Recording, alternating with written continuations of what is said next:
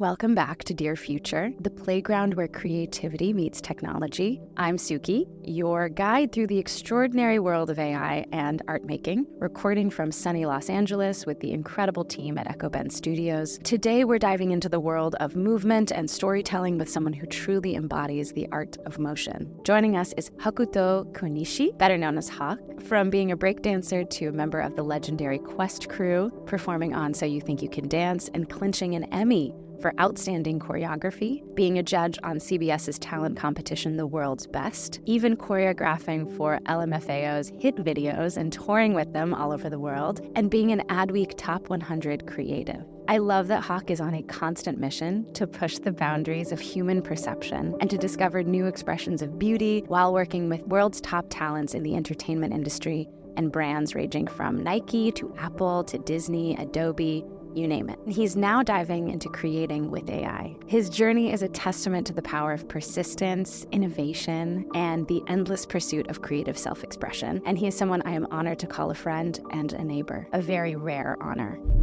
This idea that everything's been done before can be challenged. I've been dreaming of a computer like this my whole life. It really made me think more about how our brains work. It's not coming from anywhere else. It's only coming from us. Dear Future. Welcome to the show, Hawk. Thank you for having me. That was probably one of, if not the best intro I have ever had. Yes! And I genuinely mean that. My life is complete. I can die now. Thank you for having me. It's really important to do that with friends because you know if you fuck up their bio, they're like, wow, I'm done with you. That's who I am to you. Yeah. Okay, so you have had a fascinating journey. Yes. Can you take us back to the beginning? Okay. I want to go to How far shall we go back? Let's go to your first encounter with technology and what your relationship to technology was like growing up. And then I already like this because that's a question I wouldn't usually get on podcasts and interviews. Right, because someone's like, you're an artist, tell me about your art. Yeah. But you're dabbling in this new world of innovation. Yes. Tell me about what your first encounters with tech were and how that informed your upbringing. Yeah, I think my first encounter with technology was very early. The fact that my father worked for Sony, he's an engineer making mixers for musicians when we were in England. But then when we moved back to Japan, he was on the team that was making the robot dogs way back in the day and kind of diving into AI before AI was a word. You know, they probably used different words. But I think having those around and, I'll come back from school and there's a humanoid robot charging, being around that, I think was fascinating. And that was kind of a time, I was 15, 16, when I was really getting into dancing and learning popping and animation and robots. So you have me, a son that's a human, trying to move like a robot, and then I have a father that is trying to make a robot like a human. It was so ironic. Even the way my dad thinks, maybe it's an engineer thing, but just like analyzing, articulate, problem solving in a very different way through art, I kind of carried that along. That's so interesting that you have the blending of these worlds of like human trying to be robot trying to be human. Yeah. What were the earliest indications of what you're doing today? Yeah, so it really is a blend because even from back then, my father and I, we would discuss about how robots think. And I think he was trying to look at this cup and understand that it's a cup and you already know you shouldn't knock it over because there might be something in it. We don't even take those step by step. It's like we just know. But if you had to replicate that, you have to dissect it. We would always talk after dinner and stuff of just what it means to think, what we're doing. And it overlaps with kind of philosophy too because the lines are very blurred. So I think I already liked exploring in that realm, whatever that is. And I think for the first decade or so going into dance and art, they didn't really overlap as far as I'm concerned. In the beginning, you're developing techniques and it seems like it's so far away that it wouldn't merge. But I think once you have the tools and stuff, you get to really explore and everything in life, it just comes back together. So you're actually an example of someone who I really see as a polymath. And I love that you brought that term into my world when I was asking you something. I think at a party, I was like, so what do you do? And you're like, I don't really know how to answer that question because I can tell you the canned response. Yeah. But really I do me. And me is creating in all of these different ways. Yeah. And so let's explore that a little bit and how you started off in dancing. Where did you move to next? And really from this lens of being like a multidisciplinary, multi-hyphenate blend of so many different styles and inspirations. Like, what was that journey like? Yeah. So started dancing in Japan as a teenager. It's funny because I definitely had a lot of great luck with the first time things. So when I was still in high school, the dance studio I was training at, they got a notice for this audition for a commercial. In no way I thought I'll get it, but I was just thinking, if I'm going to go down this career path, I should at least experience what it means, what an audition is, what casting is, because you just don't know, right? And I booked the commercial for the first audition I ever did. It was like the Japanese equivalent of 7-Up, very popular soda drink. You became a face of a very sweet sugar water. Exactly. And they wanted to capture that youthful energy, just to like be young. Yeah. And I think I couldn't understand it then, but looking back now, it's like understanding what the brand needed. It makes perfect sense. So that was great. And I think I built a bit of confidence that, there might be something here. And then I think the last year of high school, there was a massive dance competition. I lived in Tokyo at the time, where we were able to win that competition. So I think within our circle too, that was probably the biggest thing that we could reach out to, The plateau of success in some ways? Was that the ceiling? In our universe. I mean, I think within high schoolers at least, If it's like a whole adult division, it's a different game. But I think that was another thing of maybe there's something here. So you're trying to say is you were always popular. Which I'm into. You were wait. You were always a television personality. Just in the makeup. No, that wasn't televised. That was more in the dance community. Oh no, but the commercial, yes, it was. Yeah. Always a burgeoning personality. Okay, wait. So you're with a dance crew. What is that? Oh, in Japan? Yeah. Oh, yes. I joined a crew called Kaiten Ninja, which means spinning ninja because it was a b-boy crew. It's so funny looking back now because they were so unique and weird, and I spent time with them every day. I thought that was normal, but they were all so strange and weird, but I think it was nice that we were able to be ourselves. And even till this day, some of the guys in the crew, they're the hardest working people I ever know, because tedious stuff I do, a lot of people like, you're patient and you're hardworking, but compared to the crew leader I had then, I'm nothing, Wow. So I think it was a very good period of my time to build my foundation and discipline. So you build this really amazing foundation in choreography and in movement direction. Yep. How did you get from there into directing films and directing projects? I think it was such a gradual thing. It's so gradual to the point that I don't know when it kind of started or blended. I don't know if it was a thing that I always kind of did. But let's say choreographing a dance piece and editing a video, it's really no different in terms of what you want the viewers to go through experience-wise. You want to start off with something captivating so you don't bore them, and then you need a certain flow. If it plateaus, it's just boring unless you want to kind of create this wave and then lead it towards some kind of ending. And a surprise, which is something you always talk about when we're collaborating, is like creating a kind of surprise ending or something that's unexpected. Yeah, so fast forward after I moved to the States and when we were getting ready to compete for a show we did on MTV called America's Best Dance Crew. During that period when we were prepping, I was really diving into studying commercials and I would say short films, mainly commercials, I would say, because with the roles on the TV show, I think it was like 50 seconds, minute, maybe 90 second short routine. And you had to grab the viewer's attention and the judge's attention. And I think commercials were really good at that, to be able to take you on a journey in a short amount of time. And sure, the medium is very different, but I knew that there were hints that I can take from that and techniques and then apply it to dance. And it might be a coincidence that we won, but I want to, believe that some of the things that I was able to pull from it came in handy. It's so cool how you see these disciplines as very mergeable. right? There's a kind of lack of boundary between them, between these fields that a lot of people are sort of hyper niching, bringing us to sort of today. We have these technologies that I think in many ways are merging all of these different skill sets or abilities that typically were like super entrenched. And so from the lens of boundaries fuzzing up, what is your relationship to this new technology that's coming about, and how does your creativity play into your relationship with it and how you create with it? So I would say, simply boiled down, the journey would be dancing, choreographing, directing / editing, exploring AI. It's kind of the path.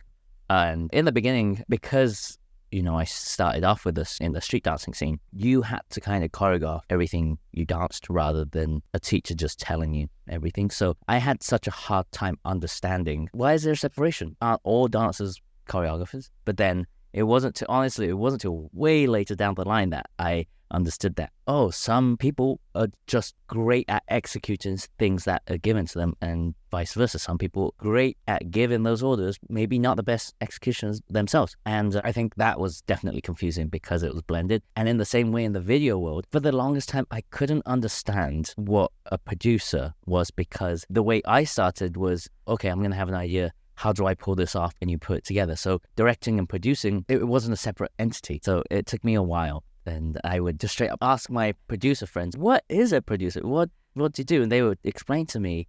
But in my head, the whole time, I'm trying to understand, because I thought that was a director's job. And I feel like I still have a bit of that. I think that also comes from a world of very DIY making. Like, I came from that world in documentary, where I couldn't understand the difference between someone who had the idea, made the idea happen, edited the idea. So for me, like a producer, a director, a cinematographer, and an editor were all just a filmmaker. Right. Like, and you just do all of it because that's what I did. Yeah. And didn't know what I was doing, figured out how to put the pieces together, messily cried over the terrible rough cuts, being like, I'm not a creative, fell into like the bottom of the pit of creative sorrow, where you realize like, I am nothing. And then you find yourself on the other side when you get an idea in the shower. And you feel like all of these pieces are sort of parts of the wave that you ride to arrive at this final thing. And having different parts of it almost like truncates a velocity that I'm used to doing myself. Yeah. And I guess for you, this is in many ways an era that is designed for someone like you, because it doesn't really truncate the different jobs into these specific niches or specialties. It almost feels like you were primed for the creator AI era. I mean, I hope finally things make sense. It's like, okay, this is why I had done things this way. Well, so you were doing this. You were in this world of like everything is merged.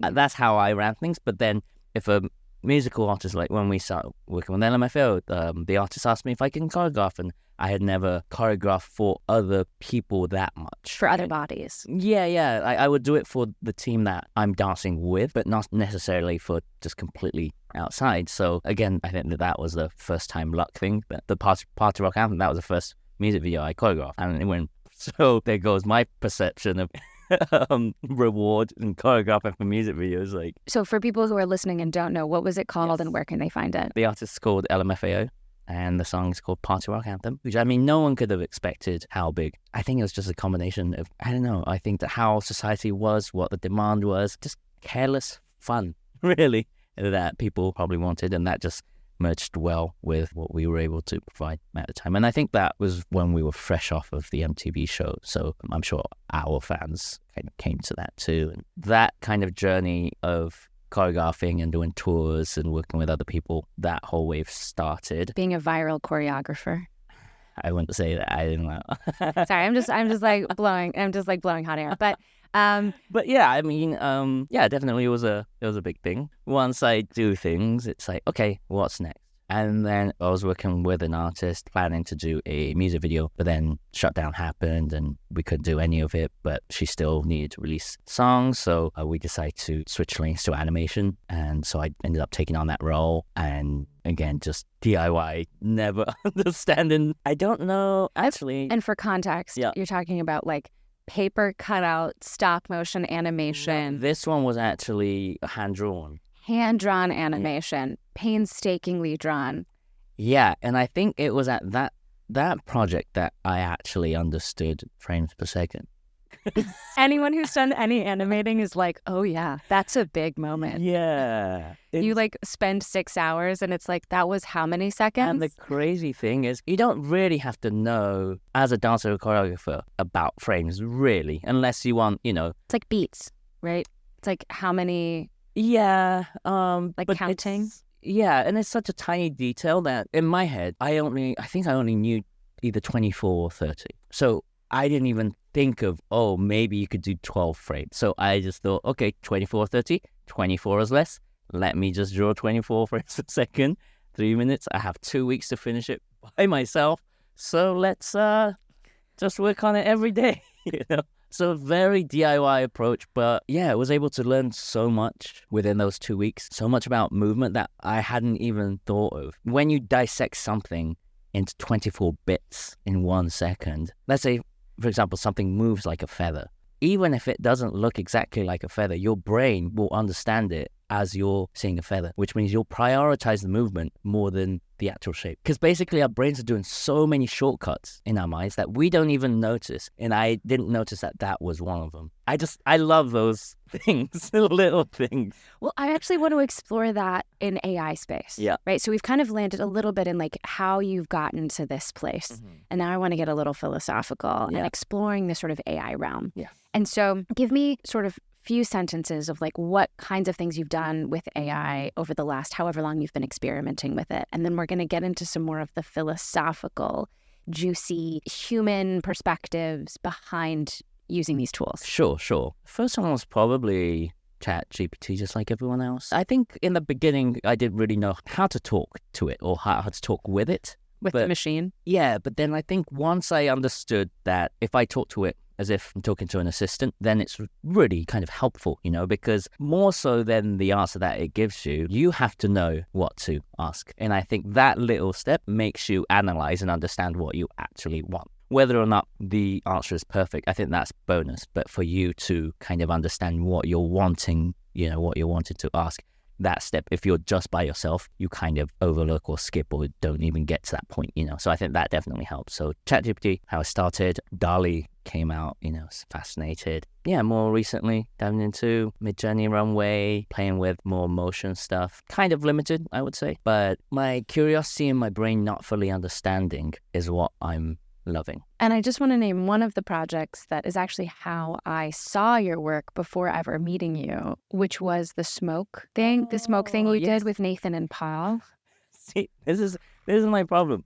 I can't remember anything, so I completely skipped through. Was that? Yes. No, we did a little... Technically, it was kind of a test, actually. I discovered Paul. And that's Paul Trillo. Paul Trillo, yes. Probably from... I think it was the one where the clothes kept changing, or one of those. Shama's clothes. Yeah. And I don't know if he posted it on his IG, but basically kind of like frame by frame and put it back in, and then I was just fascinated. I was just the dissecting of the information, adjusting and then putting it back. I was like, oh, okay, I see a little overlap in our brains there. And yeah, so we started chatting, and as a test, we did what would movements look like in smoke. And I think because of the limitations of how AI moves, smoke and liquid and something fluid, organic goes very well, at least with the stage that it's right now or back then. So I think that was a great aesthetic that paired well. And then did some stuff with Nathan too, where it was same type of dance motion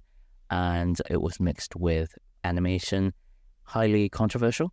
I don't know if we want to dive that. You can just mention it. You can just mention it. Sure. Yeah. To me, it was very fascinating to create and be a part of something that one person can say it's the best thing they've ever seen, and another person can be highly offended it's the worst thing they've seen. It's technically the same thing, but it's completely 180 different. And that is so interesting to me. Well, I just want to set also the context, which is it was a very similar sort of choreographed movement, motion video piece, but it was using anime sort of aesthetic. Yeah. Less of the like smoke stuff, but more anime, sort of traditional anime style. This was made with Nathan Shipley, who is one of our friends, amazing person who is now working, I think, at Puck. He was doing these experiments and using Comfy UI and Animate Diff, which is sort of stable diffusion software. And when it was posted, it was very controversial because people had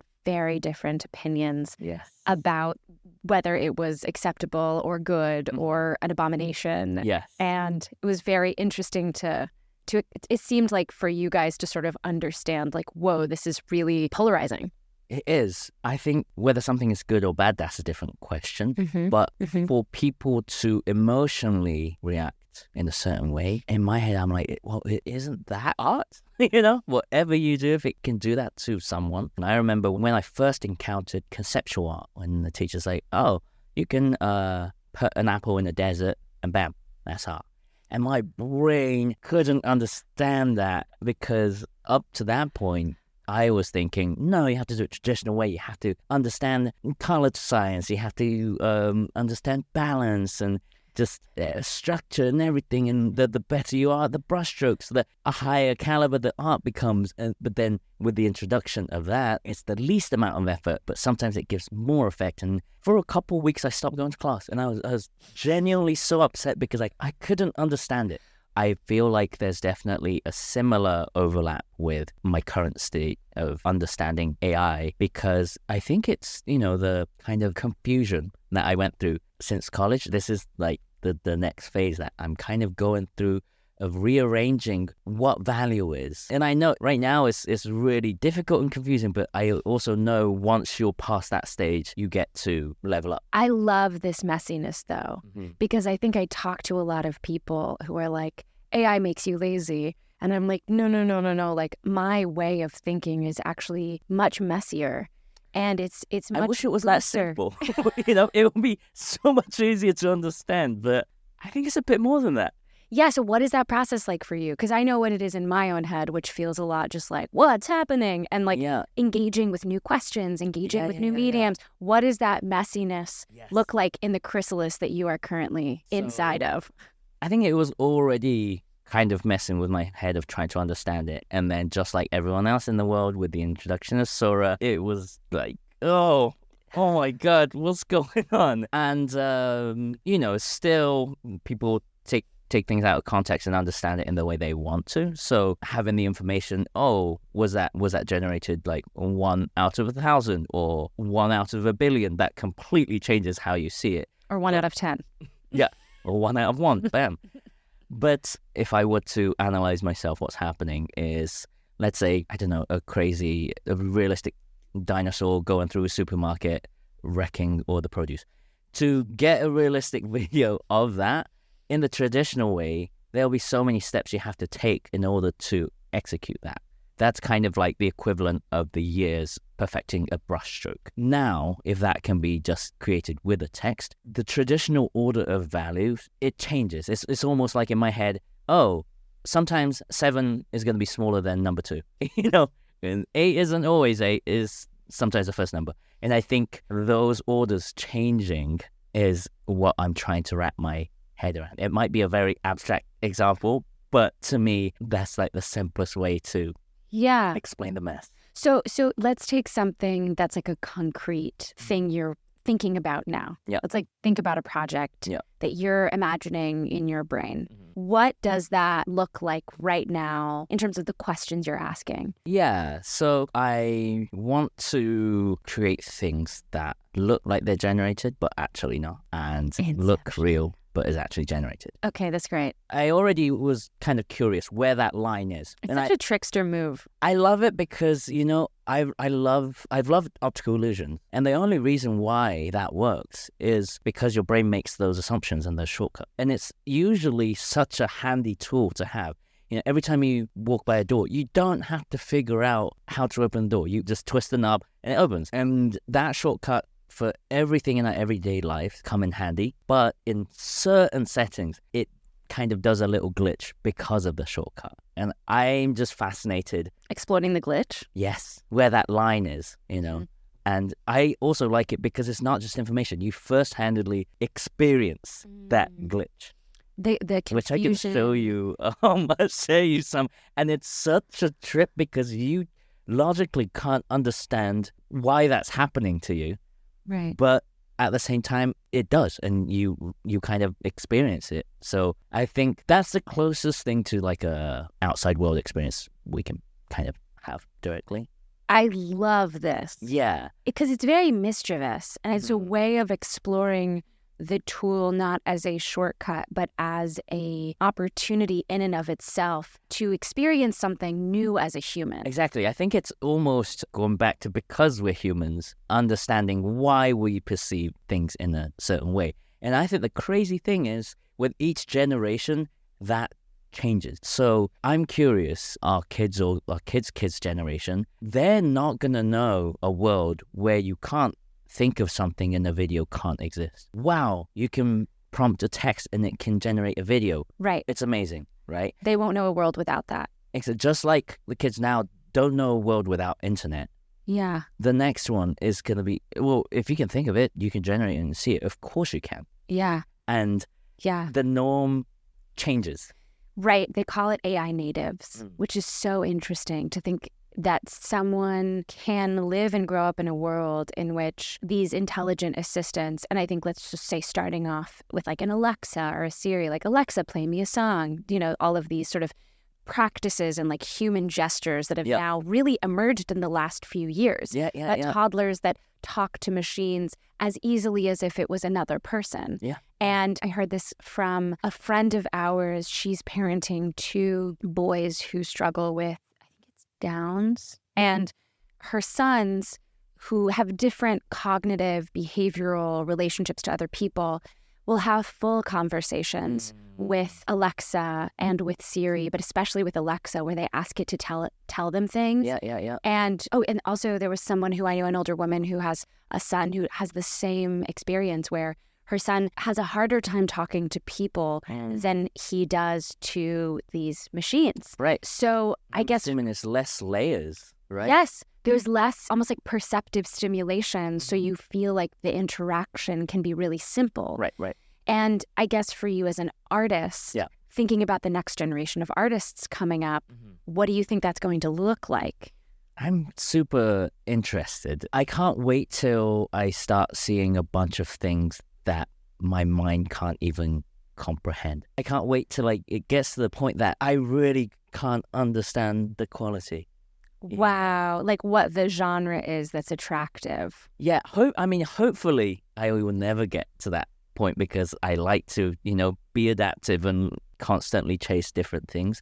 But there's definitely going to come a point. It might be too far ahead, but I know I'm excited for that. What are the limitations in your creative process now that you are finding yourself bumping up against as you try to build these optical illusions and collaborate with people with these sort of very different skill sets around AI generation, not just text to, but like also these other sort of models and things like that? There's a lot of things that will take either way too much time or cost to create, where if you set a certain parameter, you're able to generate that and kind of do a lot of shortcuts, not in the bad way. To me, there's so much value, not necessarily just the amount of shortcuts you can do, but if you can save that much time, imagine how much more you can make with the time you're alive, or how much of a bigger thing.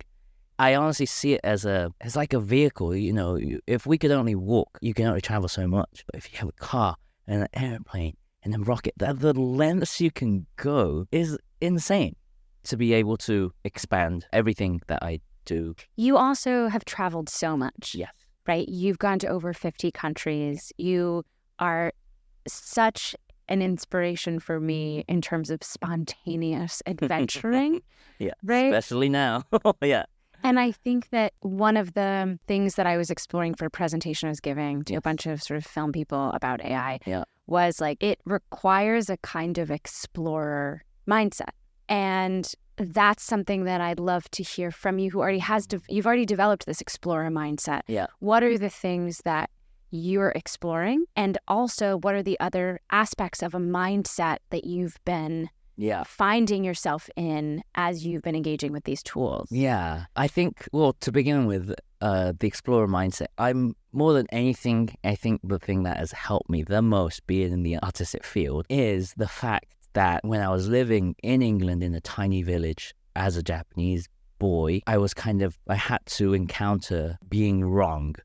It's like you can try to say, no, in Japanese it's this, but in that environment, you're just wrong. That's not how it is. And the fact that when I was 12 and moved back to Tokyo, it did the same thing in reverse. So everything I had learned to that point, certain things, I was wrong again. And the fact that I was able to do both sides really opened my mind up to not just sticking into one way of thinking, And I'm honestly glad that it happened in both situations, because if it was just one way, you would have naturally a biased way of thinking of, oh, this is how Just British people. Yeah, English people, and oh, they don't understand me because I'm Japanese. But when it hits you harder when you go back to Japan, you understand that, oh, it's not even about that, It's cultural.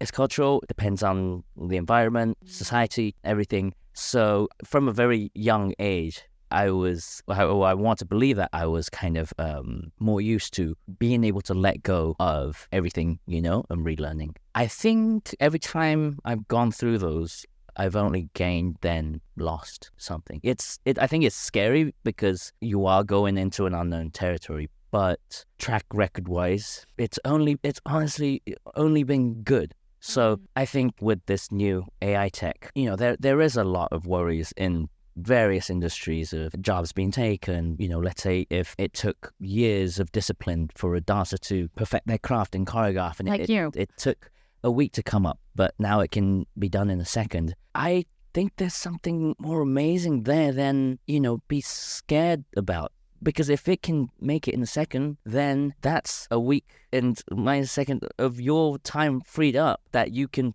use your energy elsewhere, And like, for example, if you're able to feed every single dance and movement that has ever existed so far in all the cultures, feed that as data and be like, can you spit out a new potential cultural dance that has never existed in history? I'm so interested in that because a human being can't do that. And I think that's the real way and the proper way to use the tech, not, oh, I'm against it. And it's like, I'm either going to do the job or you're going to do the job. It's like, no, let's try to have a conversation and find a way that we're able to create new things that otherwise we wouldn't have. Because isn't that the whole point? So what's really interesting about that is I just talked to this researcher at MIT, and he was saying there's a movement from AGI to AHI, augmented human intelligence. And I think there's something really interesting in that parallel of like seeing AI as an augmentation of these superpowers we already have. And how can we think of it not as an other that we are competing with, but actually a companion to help us explore places we've just never explored before. And honestly, I think what we forget too is, with these new stuff, it's easy to look at now and then the future, but also understanding that compared to our past, our current is the future from back then. So everything that we take for granted, if you see it from the perspective of that past, is an amazing thing. And I think to be able to see things both ways is very kind of important. You're a time traveler. Time is not real. No, but really, it's there's so many changes. I think if you compare it to back in the day when the entire world was ran by religious beliefs, and that's all it was, and there was less of science. The idea of surgery, the idea of opening a human being, opening up another human being to possibly fix this disease you don't know about. That's outrageous from minds back then. But now, fast forward to current day, if there's a disease that you can't fix with surgery, it's a no-brainer. If it can come that far from how dare you do God's work to modern day science, then with the whole change that's happening right now, of course it's going to be the fear, but I see it as the same equivalent fear people probably felt back then. Right, it's just change. It's just change. And I always tell people, as long as it's changing, I don't think we need to worry. I think when it doesn't, that's probably when we should start worrying. That calcification is the enemy, not change. Yeah. that also makes sense with who you are, right? Yeah. Like, That's it true. sounds... Yeah. Like, I think that is very true based on where you come from, right? I'm also a third culture kid. And for people who don't know, it's like someone who's grown up in more than one culture and had to assimilate to a different cultural norm or background. Like for me, it was Morocco, France, and then the States. And for you, it was Japan, England, and then the States as well. Yeah. And I think that there's an interesting phenomena that you see with third culture kids where there's like you are forced to see the ways in which your understanding of the world is deeply subjective. Like from a young age, your brain is constantly confronting change and constantly having to learn. So much so that you realize a part of reality is learning and managing change. And when things aren't changing, that's when you start to get freaked out. Because that's the norm of your nervous system. And so I think it's also really amazing that like third culture kids are going to rule the world. So they haven't already. And I think because we're able to detect things before the majority does. So it's like we're like the indicator species. Yeah. And I think that's such an important skill or sense to have. Like a skilled pilot can sense a tiny change in the air, whereas a newbie, eventually they would, but sometimes at that point it's too late. So I think to be able to smell that before other people do in any field, I think that is an important sense to have. There's so many things I want to talk about. But for now, do you have anything that you want to share as we wrap up that I haven't asked? I mean, I feel like this is just the tip of the iceberg. It really is. And even, I think, whether it be technology or philosophically, can go way deep. This is really just like we explored the first floor, maybe second, but that's about it, But I guess we'll discuss that on our next live taping of the podcast with live studio audience. Thanks for joining us today. Yeah, I think you're right. And it's also the reason why I called this podcast Dear Future. We're sort of writing the letter to our future selves, being like, here's what I think is going to happen. Here's what I'm afraid of. It's kind of tempering our future ideas of self to like this time and really arriving here. Yeah. So with that, I want to say a huge thank you. Thank you for having me. Thank you for being here and for sharing all your wisdom and your perspective and sharing more about your background, because I think it's so helpful for people to know who are the people that are making stuff with AI. It's so easy to demonize someone on the internet for using these tools when you don't actually understand what goes into their process. Right, we're all humans, right? Yeah, we're all just artists trying to learn new tools. Yeah. And thanks for stepping into these new realms of creativity, technology, human impact. Yeah, it's going to keep going. All right, so wrapping up, thank you to everyone who's listening. Shout out to Echo Bend Studios for being our production powerhouse, and to all of you for making Los Angeles not just a city, but a community of dreamers and doers. And remember, the future isn't just something we predict, it's something we create. Until next time, I'm Suki, reminding you to stay inspired, stay curious, and keep dancing to the beat of your own drum. See you in the future. Dear Future.